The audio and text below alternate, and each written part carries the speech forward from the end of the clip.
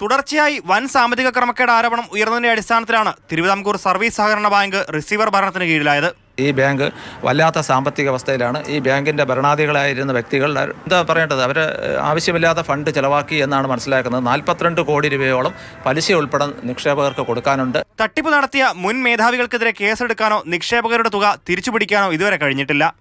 എൻ്റെ ഭാര്യയുടെയും മകളുടെയും പേർക്ക് രണ്ടുപേരുടെയും പേർ കുറച്ച് ഇവിടെയുണ്ട്. അത് അവർക്ക് രണ്ടുപേരും ജോലിയൊന്നുമില്ല, അടുക്കള ഭരണമാണ്. മകളുടെ മകനാണെങ്കിൽ അമൃത ഡെൻ്റൽ കോളേജിൽ പഠിക്കുകയാണ്. അപ്പോൾ അതിനൊക്കെ ഫീസ് കൊടുക്കാനും എല്ലാത്തിനും നല്ല പൈസ വേണം. പല പ്രാവശ്യം ഇവരെ സമീപിച്ചു, പൈസ കിട്ടുന്നില്ല. എപ്പോൾ വന്ന് ചോദിച്ചാലും ഇപ്പോൾ പൈസ ഇല്ല, പിന്നെ തരാം, പിന്നെ ഇപ്പോൾ ഇന്ന് വന്ന് ചോദിച്ചപ്പോൾ പറയണം അഡ്മിറ്റായിട്ട് പോയി കാണാൻ, അദ്ദേഹം വല്ലതും തന്നാൽ വാങ്ങിച്ചു വന്നു.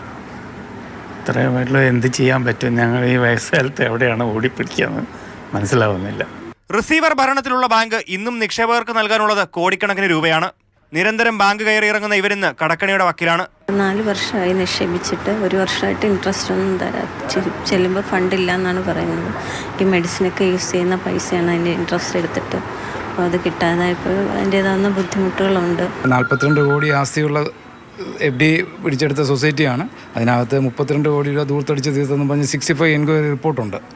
ആ റിപ്പോർട്ടിൽ അവസാന പേജിൽ തന്നെ പറഞ്ഞിട്ടുണ്ട്, ഭരണസമിതി അംഗങ്ങളും സെക്രട്ടറി ഉൾപ്പെടെ ഈ 32 കോടിയും പലിശയും ഇതിനകത്ത് സൊസൈറ്റിക്ക് വയ്ക്കണമെന്നും പറഞ്ഞ് 65 എൻക്വയറി റിപ്പോർട്ടിൽ പറഞ്ഞിട്ടുണ്ട്. മാതൃഭൂമി ന്യൂസ്, തിരുവനന്തപുരം.